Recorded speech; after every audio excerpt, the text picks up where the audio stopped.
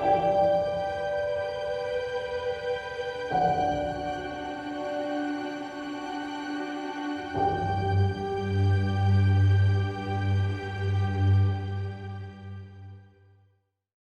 you very much. Thank you for that lovely introduction, John. And thank you guys for coming out and for being here. I want to thank Professor Barr again and Professor Davis also for inviting me to speak with you guys today. All right, a couple of questions before we get started. By a show of hands, how many of you use social media pretty regularly? By a show of hands, how many of you use Facebook? Right. Instagram?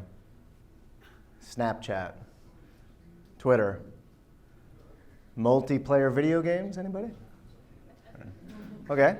And so by a show of hands, how many of you interact with your friends on these platforms? Okay, so this is pretty prevalent, right? I do too, like a lot. Look, there are so many things that are worth reflecting on and thinking about when it comes to how social media impacts us in our lives. Can't get to all that today, obviously. My focus is going to be about friendship. I'm going to be interested in this talk particularly in how our use of social media impacts our friendships. And I have in mind here particularly friendships that began, for the most part, in a face-to-face context and then sort of later came to be supplemented by social media. Although I might have something to say about purely online friendships too, all right?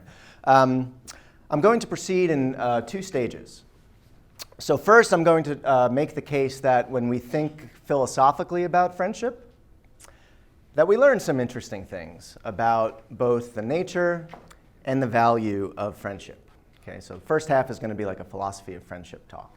And then I'm going to move in the second half to argue that our use of social media threatens to diminish both the nature and the value of friendship. A couple caveats before I get started on that. Number one, this is very much a work in progress for me at this stage. I've actually written on friendship before, but this angle from social media is only something I sort of recently begun to really think about. So some of this is kind of rough, right?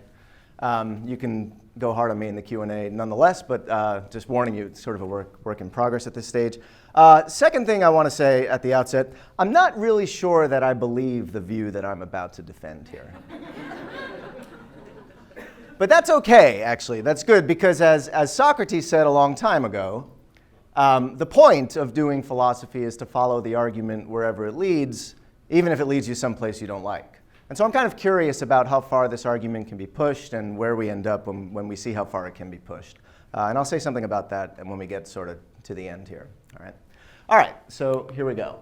So since I've said we're going to think philosophically about friendship, and I know not everyone here has experience with philosophy, I'm sure not all of you have taken a philosophy class, I thought it would be useful to start with what it is to think philosophically.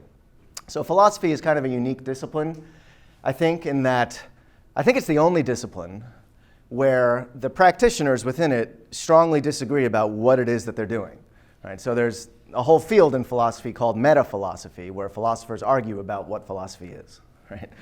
So I'm part of a camp that believes this, that for any x, there is a philosophy of x. And what that means is that philosophy is not primarily a subject area. You shouldn't think of it as primarily a subject area, even though it is, but primarily you should think of it as a way of thinking, an approach to thinking, a certain manner of thinking. Right? To think philosophically is to plunge into the deepest normative, conceptual, ontological, broadly theoretical questions that you can ask about something. All right? To think philosophically about anything is to get at the issues that are at the foundation. And typically, the issues at the foundation are almost always the same. What is there? How do we know? What separates the good from the bad? And so you have, there's some good evidence that I'm right about this, because you have courses in philosophy departments that take the name of philosophy of something, right? So you could take a course in philosophy of art, philosophy of mind, philosophy of science, philosophy of biology, philosophy of love, right? And so I think there's some credence to this. Now, not everything is worth thinking about philosophically, right? There's a reason there's no course that I'm aware of at university philosophy departments right now called, say, philosophy of cheese, right? Although I would take that course. Typically, the things philosophers have devoted philosophical reflection to are the things that are of deep human interest, right? Things that seem to be intrinsically interesting or are in some way really deeply connected to human living. And friendship has always been thought to be one of those things. Aristotle, famous ancient Greek philosopher, in his 10-book ethical treatise, the Nicomachean Ethics, devoted 2 whole books just to friendship, right? And it's always been something that philosophers have been interested in, and I think that's because it's something that it almost goes without saying contributes to living a good life. All right, so we're going to think philosophically about friendship, and we're going to ask these foundational questions. First of all, what is it? What makes a relationship a friendship, right? There are lots of different interpersonal relationships that we engage in. Not all of them are friendships. So what is friendship? What are the key essential features of it? And secondly, what makes friendship valuable? I think it's something we take for granted, that friendship is a good thing. So I want to tell a deeper story about that. All right. Okay, moving on. So what is friendship? So I'm going to summarize a really big philosophical literature in about a couple of minutes right now. A literature that starts with Aristotle and ends like yesterday. Okay. Although much of what I'm about to say here is like Aristotle plus work that's been done in philosophy of friendship for the last like 3 decades or so. Okay, so here are, there's actually pretty good consensus in the philosophy of friendship about what the defining features of friendship are. So I'm going to go through these. So the first one, mutual special concern. So what is this? The idea here is that if I'm your friend, then I care about you for your sake. If something good happens to you, then I am pleased simply that something good happened to you. And vice versa, right? You care about me for my sake. Good way of thinking about this. It's a kind of non-instrumental concern, right? I don't want good things for you just so I can get something out of it, or so somebody else can get something out of it, or so that the world can get something out of it, right? I just want good things to happen to you, for your sake, right? And vice versa, right? Sort of a necessary condition, I think, for friendship. Now, just because you have that doesn't mean you're friends with someone, right? That's probably present in lots of other relationships that are not friendships, right? Parent-child relationships, teacher-student relationships, doctor-patient relationships maybe exhibit this feature, not necessarily friendships. So other things that complete the picture. Having special knowledge of each other. All right, so I think this is pretty intuitive, right? Think about particularly your closest friends. They know things about you that most people don't know. Part of this is because you're going to tell them things that you wouldn't just tell anybody, right? You would share secrets about yourself with them, or things you would keep private with most people you would disclose to a friend. But it goes beyond that too, right? If you don't just know things about your friend that not everybody else knows, but you kind of have a special insight into your friend's psyche, character, mannerisms, behavior. It's knowing what it's like to be around your friend, things like that. And again, that's mutual, right? So friends tend to have this with each other. Okay. Further completing this picture, this is one I really like talking about, reciprocal shaping. So the idea here is that if I'm your friend, then I'm going to be naturally disposed to get you to like the things that I like, right? So I'm really into philosophy, right? In my friendships, I try to get my friends interested in philosophy because this is kind of a natural part of friendship. Or it doesn't have to be philosophy, obviously. Whatever it is that you're into, right, you try to get your friends into those things too. And to be someone's friend is to be kind of naturally open to taking that on, right? If your friend's really, really into the opera, right, and you can't stand the opera, right? If you're the person's friend, you would probably take their interest in the opera as a reason to at least give it a try, in a way that you wouldn't do for just anybody. Right? Friends have this kind of influence on each other. And as this develops, right, as friendships get closer, friends take on each other's interests. This doesn't just happen with interests, this happens with character and personality traits too. Sometimes actively, sometimes unconsciously. And this is why your parents always told you when you were young about how important it is the company that you keep, right? Because we tend to take on the traits of those we spend a lot of time with. Right? Also, part and parcel with this is what's called in the literature a kind of mutual interpreting.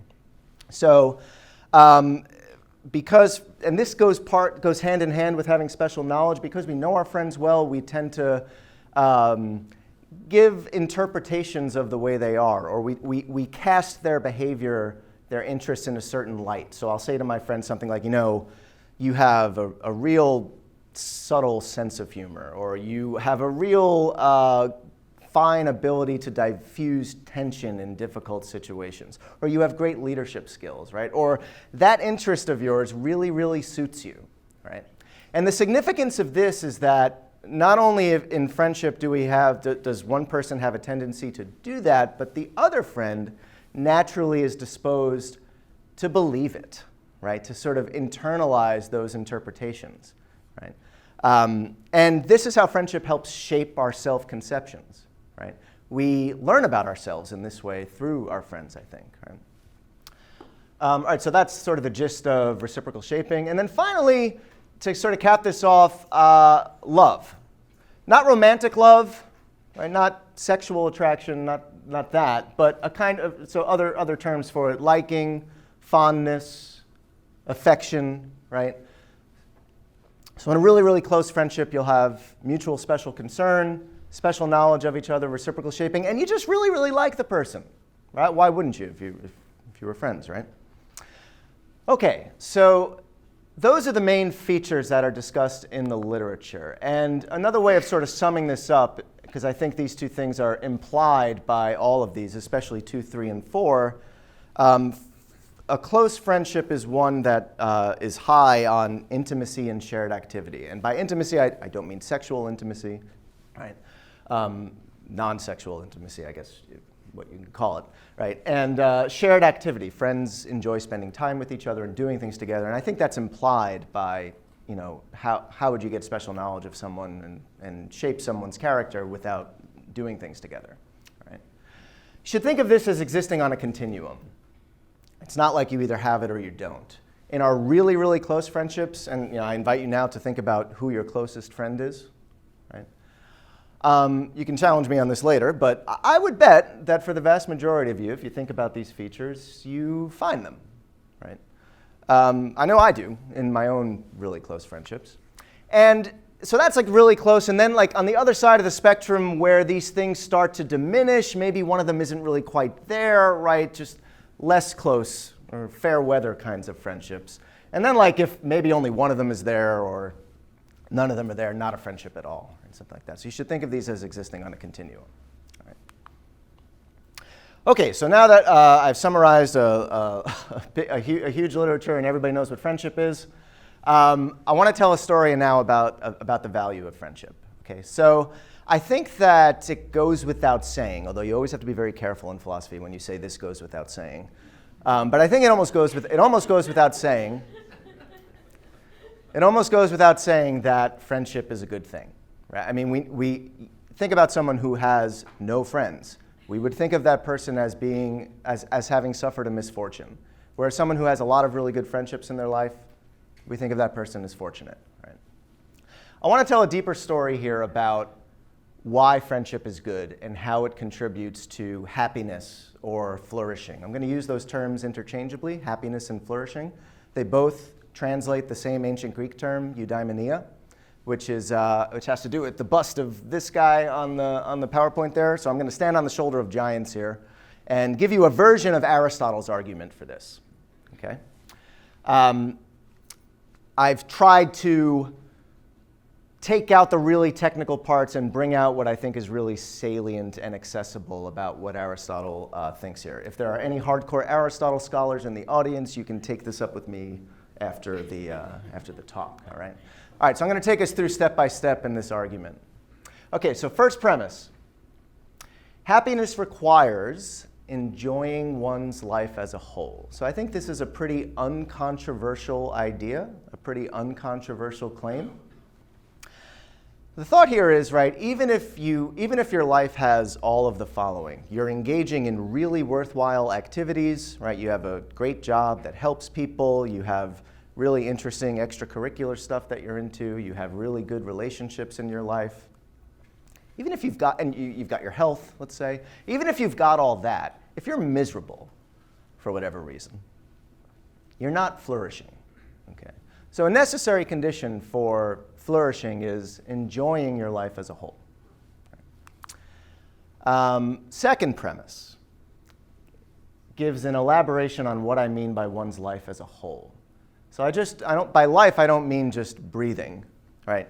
By one's life as a whole, I mean the pursuit of your favored interests and activities. I mean like the question, your answer to the question, what is living for me? What makes me get up in the morning, right? We all differ, right, when it comes to what activities we engage in that we derive a lot of meaning from, the things that really make us get up in the morning and give our lives meaning, right? But we have them. We have them. And that's what I mean by one's life as a whole. Your life as a whole consists primarily of these things. Okay? So when you put 1 and 2 together, by the powers of logical deduction, you get this from 2 and 3. So if happiness requires enjoying one's life as a whole, and one's life as a whole consists of the pursuit of one's interests and activities, then happiness requires enjoying the pursuit of your interests and activities. Okay? And now the key fourth premise, enjoying the pursuit of one's interests and activities requires having friends. Now that's the controversial premise. So I'm going to say something about that on the next slide. But following the argument out here, it follows from 1 through 4 that happiness or flourishing, the good life, whatever you want to call it, requires having friends. Okay. So I want to turn now to the fourth premise. Why do we need friends to enjoy our interests and activities, right? We all have things that give our lives meaning. Why do we need friends in order to enjoy these things? Okay. So Aristotle thinks that there's this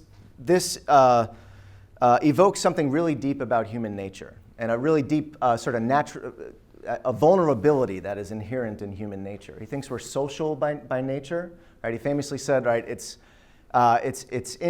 human nature to have to live in a community. Only if you're a beast or a god could you live outside of a polis, of a city, of a community.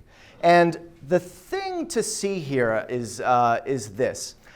Think about the things in your life that you're really into, that give your life meaning, right? And think about how you got interested in those things.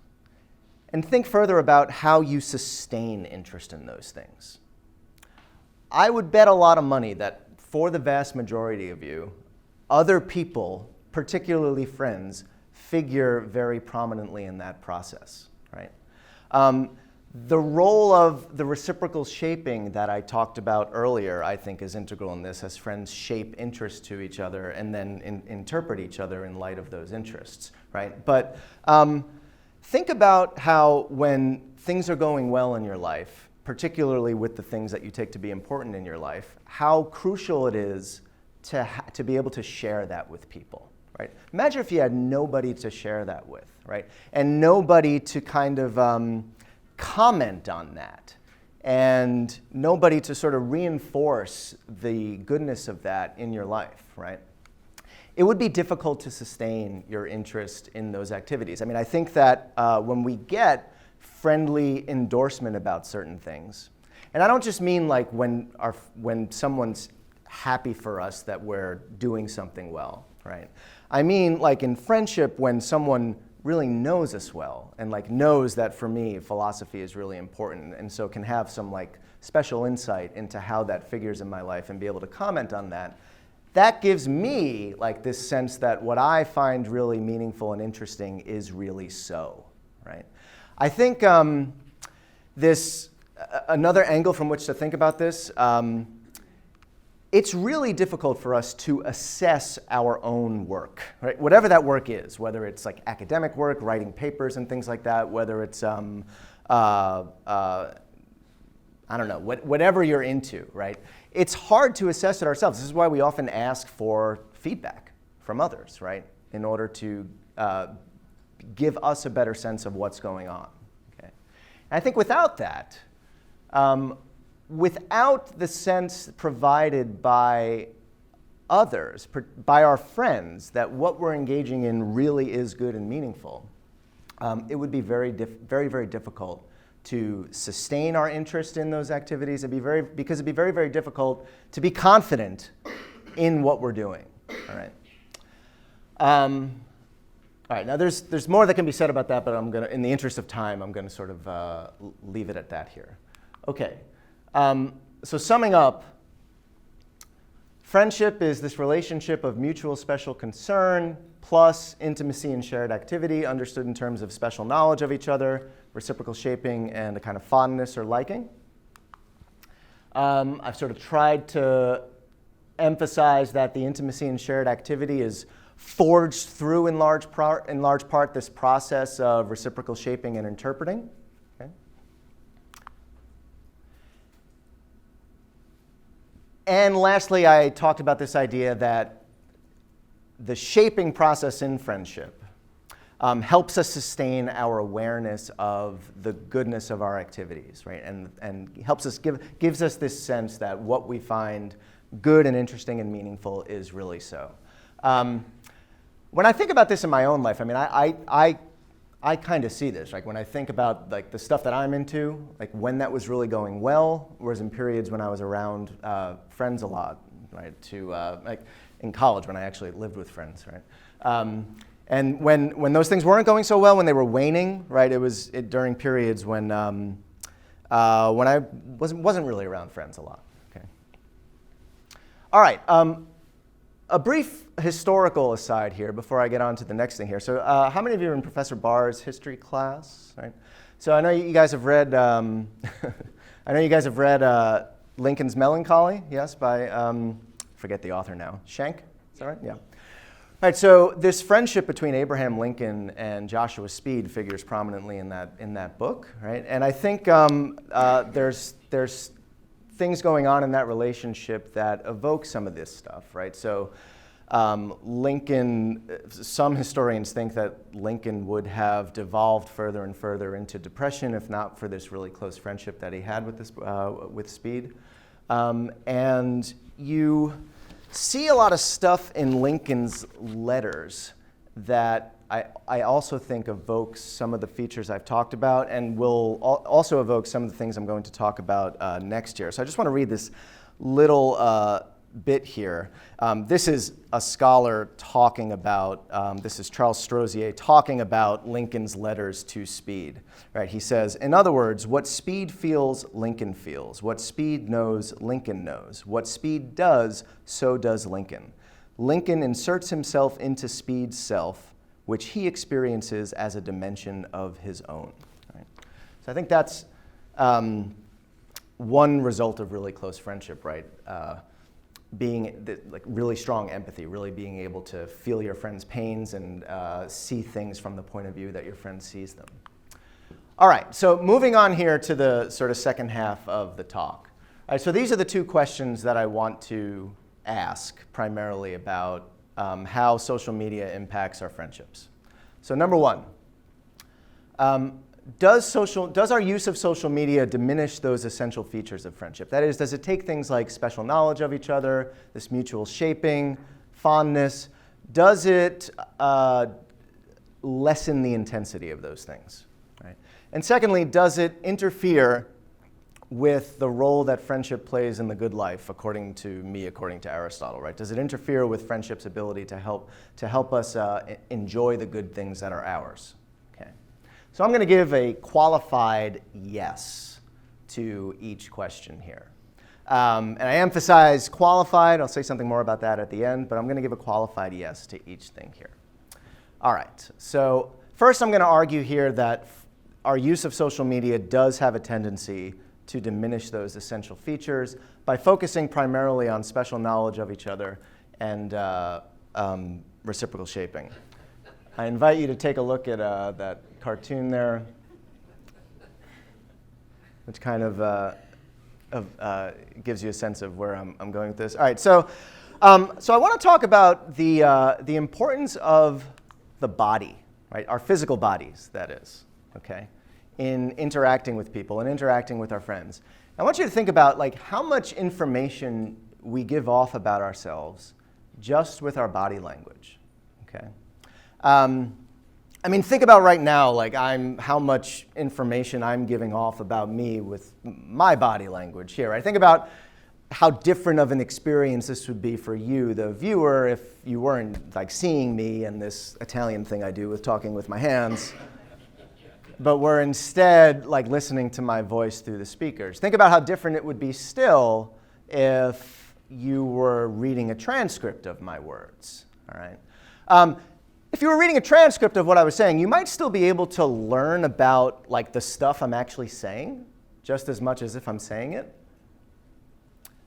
But you wouldn't learn as much about me, the person, right? Actually seeing me and seeing like my different mannerisms and way of speaking and so on and so forth, you get a fuller picture of me, right? And this is like something that I just think is really crucial to interacting with someone, right? And one thing that's really important about this is that the information that we give off in face-to-face interactions that involve body language is non-voluntary, right? We're not doing it on purpose, right? Our to a large extent, I mean, you know, we can make conscious efforts to hide ourselves, but to a large extent, right, ourselves are just sort of out there doing their own thing to a large extent. And I think that this is just really important for getting a full picture of someone, right? So it contributes to the special knowledge that friends have of each other, right? And it also contributes to reciprocal shaping because in order to, especially the interpretation that I talked about, the mutual interpreting, in order to be able to give really rich interpretations of your friend that your friend will then sort of internalize and like develop a self-conception, you got to really know them, right? And it's hard to really know someone the more and more face-to-face interaction is diminished, okay? And when it comes to social media, and this is, I think, what this cartoon is trying to evoke, it's really also just too easy to craft your own image, okay? So not only is this, because you're not interacting in this free-flowing face-to-face context, not only is there this component of knowledge that's missing, but it's also too easy to distort things, right? I mean, and so anyone here who knows me and is friends with me on Facebook knows that I love to post pictures of my kids on Facebook because I love my kids, and I really enjoy sharing that. I seem to give off this impression on Facebook that I'm like this amazing parent and my kids are these two incredible pre-rational beings, right? I don't post the pictures of my 4-year-old having a meltdown and throwing a glass bottle at me, and I don't post a video of my subsequent reaction to that in which I hurl out a lot of expletives that flow into the kitchen and die in the suburban night. I don't do that, right? That might give you a fuller picture of what I'm really like, but I don't do that, right? For the most part, we put the good stuff out there. I mean, I'll tell you right now, every single one of my Facebook friends looks like they live a pretty amazing life. Okay. So you have this component of knowledge that's missing, and you have this distorting impulse too that I think does have a tendency to diminish both reciprocal shaping's richness and the richness of special knowledge of each other. Okay, another funny cartoon here. All right, so I want to talk a little bit more about sort of intimacy in friendship and the role that empathy plays in that. Okay, so and I think empathy is also really important for the richness of having special knowledge of each other and reciprocal shaping. Particularly the interpreting in reciprocal shaping too, although both shaping and interpreting. So there's a large empirical literature, which I'm not going to comment on for various reasons, but there's a large empirical literature about the importance of physical cues in activating empathy. So empathy, right, is your ability to step into another's being and experience things as they experience them. Right? It's when we're, when we say things like, I feel your pain, right? It's actually something that's impossible literally to do because you can't share your friend's central nervous system. But like you're evoking that, you're approximating that as much as possible. Right? Physical cues, it turns out, are integral, are like necessary to building empathy in us, right? So one really interesting phenomenon in this literature is this thing known as mirroring. I'm sure everyone here has experienced this. This is when you spend enough time with a person and their mannerisms and their body language, the way that they act, the way that they speak, rubs off on you as a kind of contagion. That's a word that's actually used in the literature on this, right? And without even knowing it, you start like acting the way and speaking the way that this person speaks. How many of you have ever experienced that, like with a close friend? Right? Yeah, right. Really, really crucial to developing empathy, because it's sort of from that that you can then consciously reflect on that unconscious process, right? And from that you can think about consciously sort of projecting yourself onto another's mindset, right? And when you're able to do that, you get a much richer and fuller picture of the person with whom you're friends, which again enhances to a great extent this special knowledge that friends are supposed to have of each other and the shaping process, because of how it contributes to your ability to interpret your friend. And the last thing I want to mention here is just that I think another thing that takes away from the intimacy of friendship is just, the nature of the way that we share things on social media is weird in that, you're not interacting with a friend one-on-one unless you're direct messaging, right? Usually on the platforms themselves, you put something out there and it's for everybody to see, right? And like, you might like someone's post, or now you might love someone's post, or you might ha-ha someone's post, or you might cry at someone's post, or you might get angry at someone's post. Right? It's interesting how Facebook and these other platforms have like added these things that make it a little bit easier for us to emote, right? But like you do these things when they put them out there into the ether, and then you wonder, did they see that? Did they even see that like? Does he know that I love this thing? Right? Right? Maybe he cares about somebody else's likes more. Right? I don't know. Right? It's a much less intimate sphere, right? It's more ambiguous. It's more public, right? Okay, so that's sort of the case I want to make for how friendship detracts from those features, and I think this amounts to an argument that I'm going to run through quickly here for how social media interferes with the value of friendship as I've described it. Right? So first premise.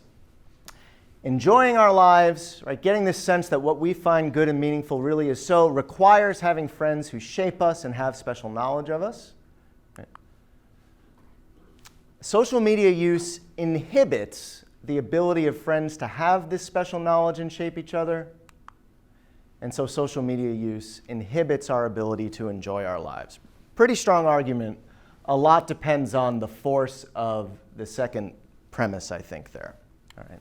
Now, the next thing that I want to do here is consider some objections. As I tell my students, right, any good philosopher, right, good philosophy always, right, gives an argument and then considers the best reasons to think that you might be wrong and responds to those reasons. So that's what I want to do next year. Now, I'm going to consider two objections, and these are surely not the only objections that can be raised to the things that I've argued for in a kind of haphazard way here, I'm sure. In fact, I know that, but I think these are a couple of good objections. Right? All right, so one objection you might raise here is that I've overstated the extent to which social media use takes away from special knowledge of each other, because you might think that the online buffer actually has some advantages, right? So unlike in face-to-face contexts where it's easier to just kind of let things spill without a filter, right? In the online context, you can take more time to consider how to respond. You can be more thoughtful about what kind of information you put out there, right? And that could very well lead to more honesty. Right?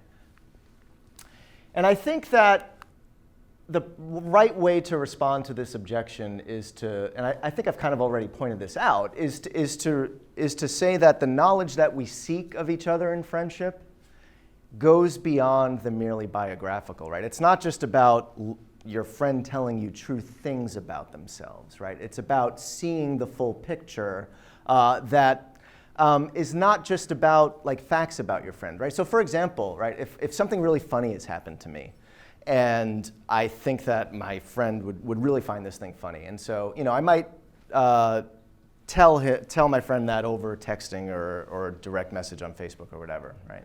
And then I might get an LOL in response, okay? It's one thing to know what my friend finds funny, right? But it's another thing to know what it's like to experience my friend's laughter, right? It's another thing to know what it's like to be in the presence of the laughter of my friend. And that's just very, very different from experiencing LOL, right? Not that there's anything intrinsically wrong with LOLs, right? I kind of like getting them sometimes and when I talk to somebody, right? I mean, it's not that this stuff is bad, but it's not the same thing as the experiential part. Second objection, I think this is sort of maybe the most serious objection. So you might think, look, all I've shown is that social media has some bad tendencies, and this just means that we have to be careful when we use it. As long as we use it thoughtfully, none of these worries necessarily have to come to pass. Okay? And in fact, right, if you use it thoughtfully, it can make friendship better, right? If you take a friendship that's got lots of rich face-to-face interaction, you keep that the same, you supplement it with some texting and Facebook posting and what have you, it's all the better, right? So I think there's a lot of truth to that, but I also think that the idea that just use it thoughtfully is a little bit too quick and easy, because I think that the very reasons that we turn to social media to begin with are in tension with using it thoughtfully. Why do we use social media to begin with? Number one, it's easy, right? It's easy. It takes a lot less effort to text someone than it does to call them, right? It allows us to communicate in a very easy way, right? And to say then, okay, use it thoughtfully, requires effort that it's not by nature designed for, I think. That doesn't mean you can't exert the effort, but it means there's a tension there, right? And another reason we turn to it, right, is because we want to communicate with a wide number of people and not just one person, right? So that part about how the spheres of intimacy are kind of obscured, right, or taken away, right? That's built into the purpose of it, right? That's another reason we turn to it, right? So again, right, using it thoughtfully, you sort of have to go against what it's made for, I think. So I think here, I mean, I kind of agree with the objection in that caution is called for, right? But I don't think it's so easy. I think it takes a lot of work to do that. So I just want to leave you with a couple of thoughts here before I open it up to Q&A, and I'm sorry if I've droned on too long here. But so I said at the beginning of the talk I'm not really sure how much I believe this stuff, and I'm still not. Although I will say this, I've always thought that this stuff is on the whole good.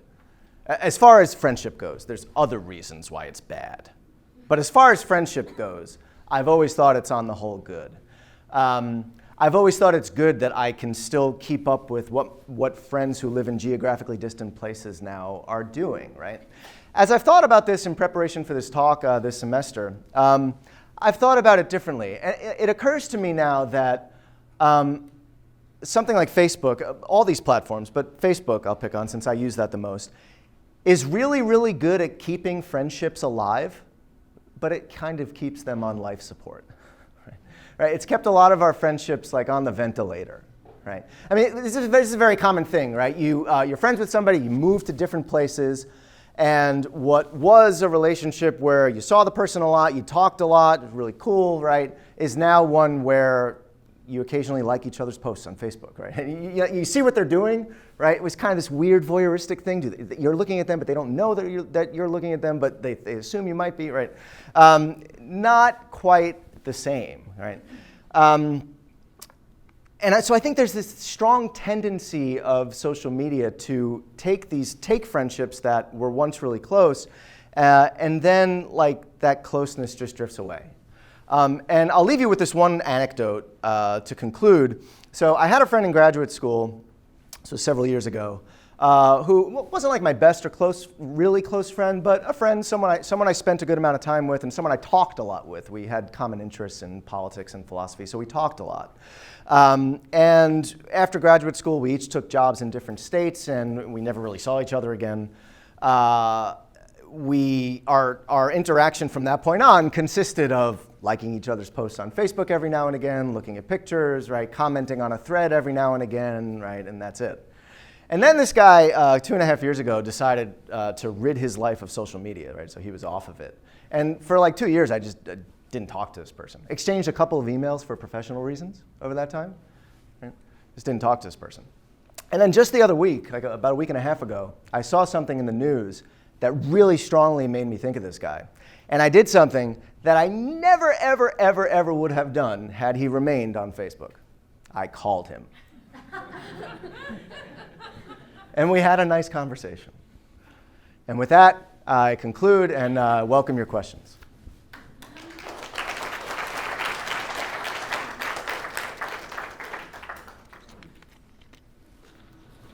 Come on, folks. Wait, yep. So you say the essential features of a friendship are mutual, like the four things you gave away. What are your concerns about a long-distance relationship then if they don't have these? What are my concerns of a long-distance relationship? Yeah, so if people actually want to keep a long-distance relationship alive and they don't have these, or at least they're not able to have these within that, like let's say their spouse is in the military and Yeah. they have to kind of. Okay, so I think two things about that. One, I think this is often the case with really close friendships. When you have a long period of time where those things are established, they're pretty strong. I mean, I'm sure everyone has this feeling with your really close friends. I know I have a group of friends that I was really, really tight with in college, and like we don't see each other very often now because we all live in different states. But we see each other like once a year. And when we see each other, like that same vibe is still there because I think it was built up to a level where it just got really, really strong. So I think what can happen if you're lucky, right, is that those things, even though they might diminish a little, they're at a level where they're like high enough that they're still able to be drawn on, right? And then secondly, I think just talking a lot, like not texting. I mean, you can have a meaningful text conversation with someone if you're really careful about how you use language, which most people aren't, right? But like I think, talking, and now the nice thing you can do, FaceTiming, which it's interesting to think about, right? We're video chatting, if that can approximate face-to-face interaction. I think once they figure out how you can make eye contact on that thing, because it's always weird doing that, right? When you can't make eye contact with the person, it's like you're literally seeing past each other, right? If they could figure out eye contact in those things, that would be a great advance, right? But I think talking actually does a lot. Right? Conversation does a lot. Does quantity matter? Yeah, good question. So, like, I think Repeat the question. so. Does quantity matter? Does quantity matter, right? So I think what social media has done is it's given us this situation where we have a lot of like fair weather friends, right? Or maybe even a little closer than fair weather. But we have a lot of not so close friendships and fewer really tight friendships, right? So like, I don't know, I mean, what's the answer to this question? What's better? Having a lot of fair weather friends, having 100 fair weather friends, or having 2 really, really close friends? I myself think it's better to have 2 really close friends, right? But having 100 really like fair weather friends is nice, though, right? Any one of those you might choose to develop a little bit more, right? And they can be useful in other ways, but. I tend to, so quantity does matter. I tend to opt for, at least theoretically, quality over quantity. Yeah. Yeah. What's the difference between associates and friends?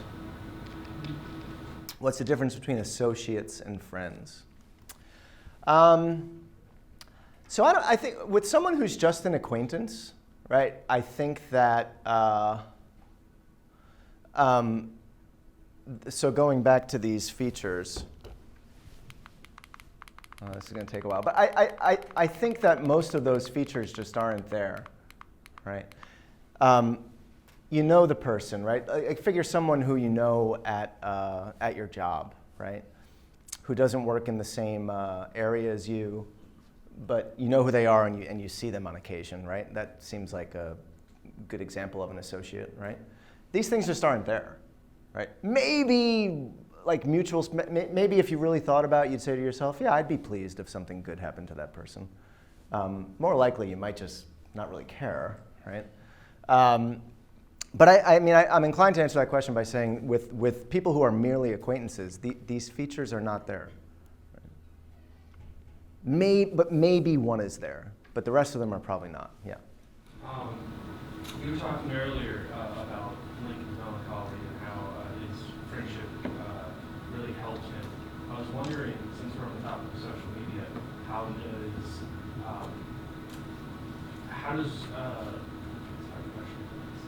does friendship on social media affect a depressed person? Like, if you are depressed, I imagine you probably are not getting the proper intimate relationships. Yeah. How does social media affect you?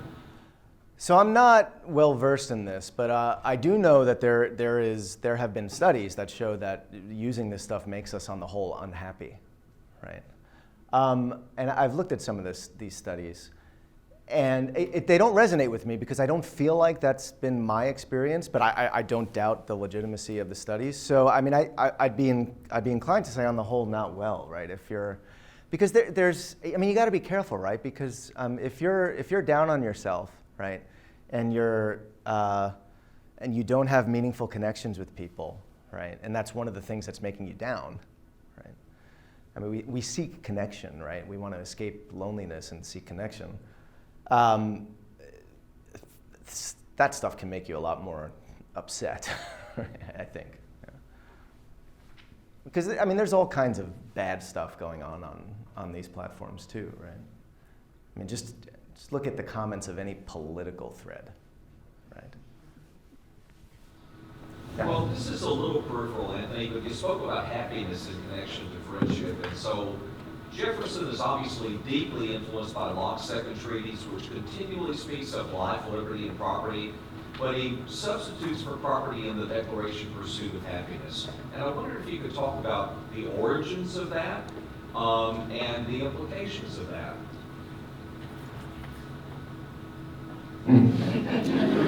How much does that matter, that change, that he made that textual change? Good. Well, sorry, I don't know what, something happened with the feedback here. So, what did he change it from, Steve? Sorry? Life, liberty, and property. Oh, life, liberty, and the pursuit of happiness, right. Well, I don't know what he was thinking when he made that change, right? But the pursuit of happiness, I mean, property might not make you happy, right? Owning stuff might not be what you derive meaning from, right? So I don't know that this is what Jefferson intended, but once you open it up to the pursuit of happiness, it evokes this idea that kind of what I was saying earlier, right? We all have different ideas about what gives our lives meaning, right? And how we derive fulfillment. So as far as you know, he wasn't stealing from some other philosopher. Yeah. This is his original contribution. Yeah, I confess I don't know. Yeah. It's a good question, though. Yeah.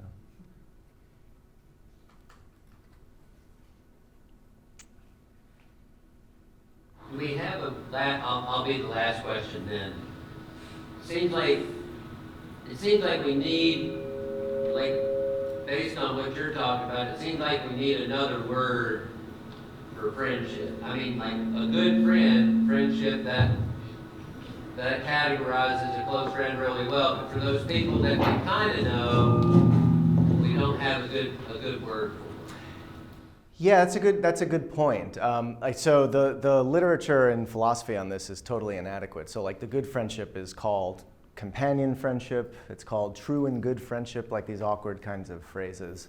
So I actually think that's that's not going to happen, and it might not be desirable because, I mean, Aristotle talks about this, how philia, the Greek term for friendship, which can also mean love, right, is applied to like in so many different contexts, right? Like you talk about friendship between cities, right? You could talk about there's such a thing as parent-child philia, right?